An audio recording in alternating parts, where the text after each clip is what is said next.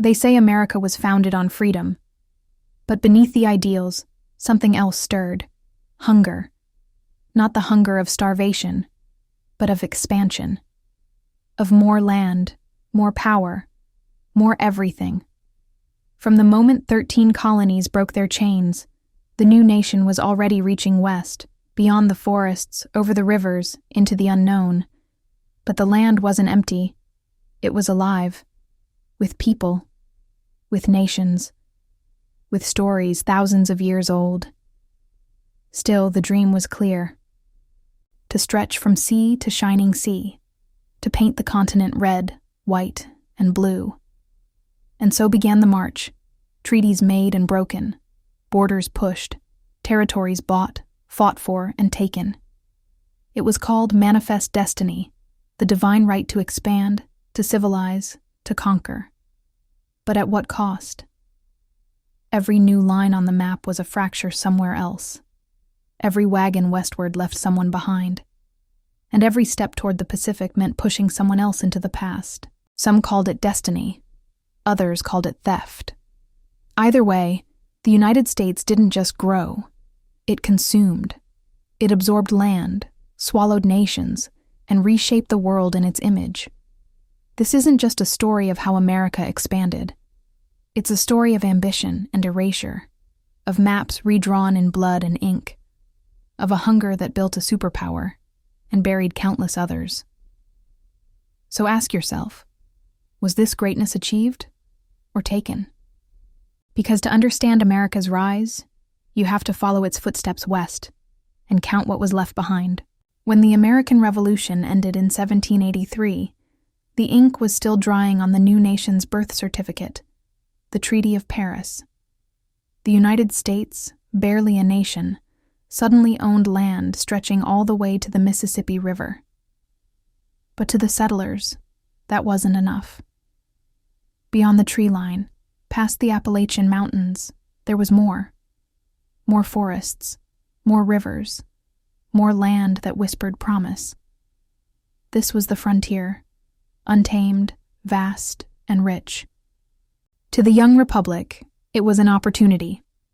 To the indigenous nations who had lived there for centuries, it was a storm coming. The government moved quickly. In 1787, the Northwest Ordinance laid out a system to turn new territories into states, a brilliant and brutal policy of orderly conquest. Survey the land, divide it, sell it, turn wilderness into grid lines, people into parcels, nations into property. But it wasn't just law, it was ideology. The colonists had once lived in lands ruled by kings. Now they believed in land ruled by men, private men. Ownership wasn't just a right, it was a virtue. So Americans poured westward, families packed wagons, towns sprang up overnight, and the government encouraged it, offering cheap land to veterans, settlers, and speculators. But every mile forward meant pushing someone else back. Tribes like the Shawnee, Miami, and Delaware were already there, living, farming, fighting. They didn't see the land as a thing to own. To them, it was sacred, shared, alive. But to the United States, it was a commodity. Treaties were made and broken, wars flared, blood was spilled. And slowly, inch by inch, the frontier moved. This wasn't yet manifest destiny. Not yet. But the seed was planted. America had discovered its appetite, and it was growing. In 1803, President Thomas Jefferson made a move that would double the size of the young United States overnight. It was bold, risky, unprecedented, and it cost just $15 million. The Louisiana Purchase. Napoleon Bonaparte, desperate to fund his wars in Europe, offered America 828,000 square miles of territory, a landmass so vast no one even knew what was in it. Forests, mountains, rivers that flowed like veins across a continent. And Jefferson said yes. But the decision haunted him. Jefferson, the philosopher of small government and strict constitutionalism, had just authorized the largest land acquisition in American history, without clear constitutional authority. He'd always preached limits. Now he was expanding the map beyond imagination. And what exactly had he bought? To find out, Jefferson commissioned Meriwether Lewis and William Clark, two explorers who would set out in 1804 with a small corps of men to chart the unknown. They would follow the Missouri River into mystery, myth, and danger. But the expedition wasn't just science. It was spectacle. It was sovereignty. It was myth-making in real time. They collected plant specimens, documented animal species, and sketched the terrain. They sought a northwest passage that didn't exist. And they encountered native nations, the Mandan, Shoshone, Nez Perce, who helped them survive and navigate. One woman, Sacagawea, became a symbol of peace and survival. A young Shoshone mother, whose presence gave the expedition credibility among tribes who otherwise may have seen only threat. But behind the noble paintings and heroic journals, something darker lurked. This wasn't just exploration. It was declaration. Each map drawn, each peak named, each sample bagged was a quiet claim. This land now belongs to us. The Louisiana Territory was supposed to be empty. It wasn't. It was filled with nations, dozens of indigenous cultures with languages, borders, and traditions stretching back millennia. But in Jefferson's vision, those nations would either assimilate or vanish. The Louisiana Purchase wasn't just a bargain, it was a gamble, and America went all in.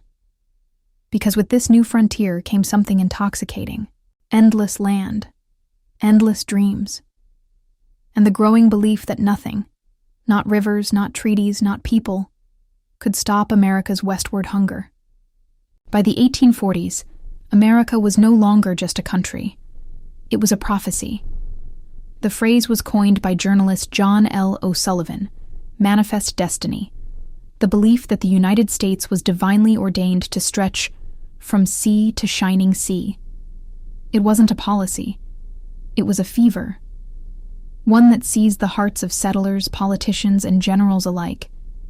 They believed expansion was not conquest. It was salvation. God's will, a sacred right. But every dream casts a shadow. It began with Texas. Once part of Mexico, Texas became a magnet for American settlers. They brought their language, their customs, their slaves. Tensions erupted. In 1836, Texas declared independence, and after a bloody conflict, the Alamo, Goliad, San Jacinto, it became the Republic of Texas. But Texas wanted more than freedom. It wanted to join the United States. Mexico warned, if America annexed Texas, there would be war. In 1845, President James K. Polk said yes, and Mexico declared war. The Mexican-American War, 1846-1848, was short but brutal. U.S. forces invaded from the north, the sea, and eventually stormed Mexico City itself. It was a war wrapped in righteousness, but fueled by greed. When it ended, the Treaty of Guadalupe Hidalgo was signed. The result? The United States acquired a third of Mexico's territory, what we now call California, Arizona, New Mexico, Nevada, Utah, and parts of Colorado and Wyoming. The West was won.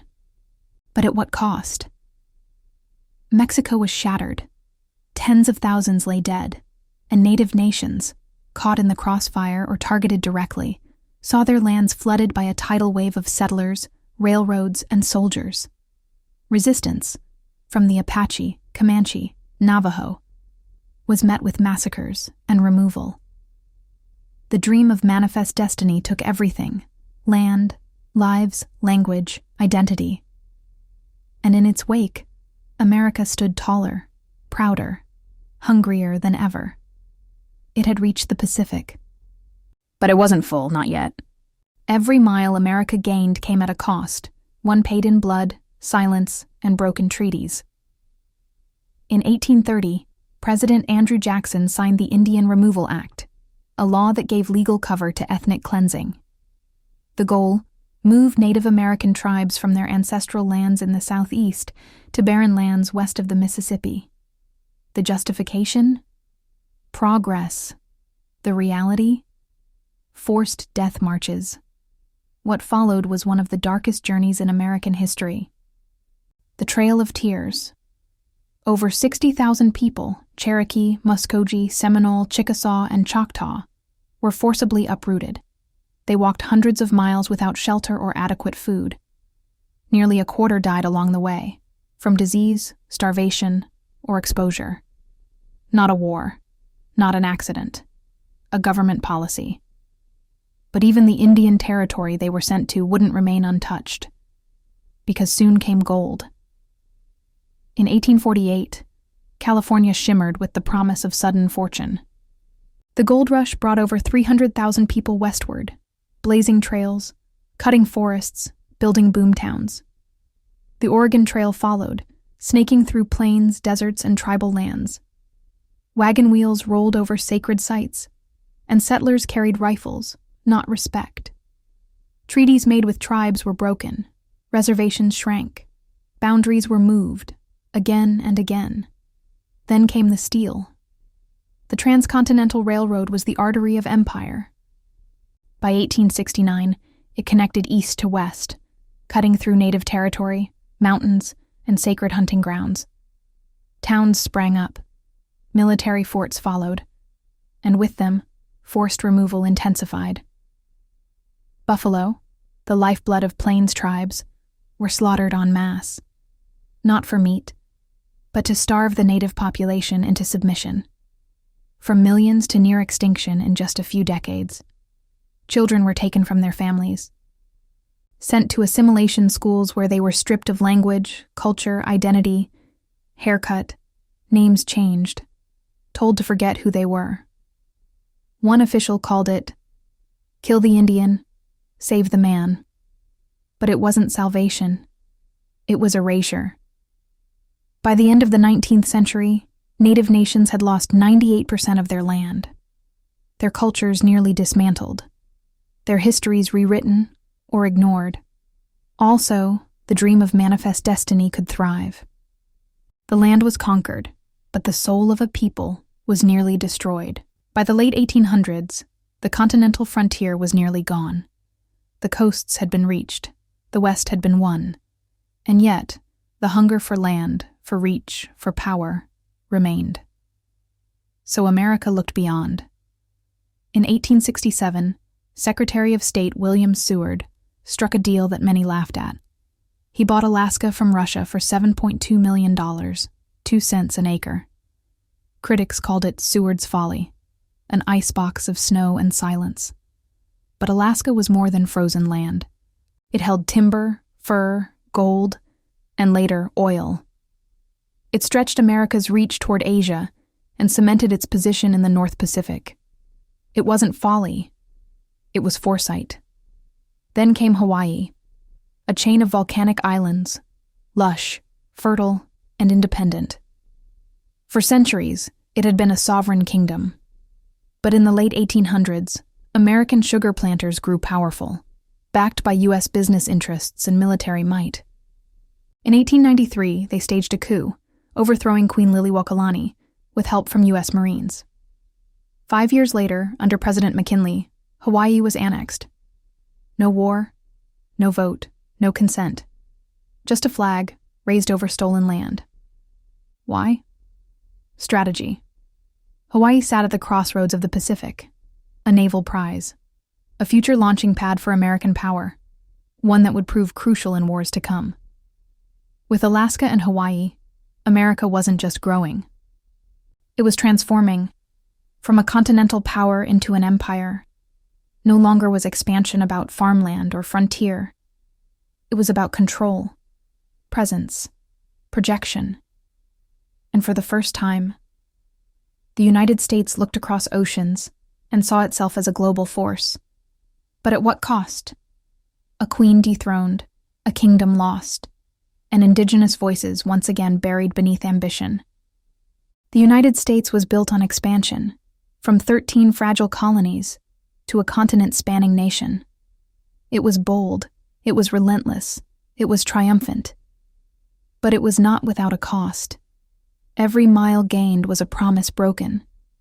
Every border drawn, a culture erased. The dream of manifest destiny became a trail of displaced peoples, shattered treaties, and vanished nations. We call it progress. We celebrate the pioneers, the purchases, the victories.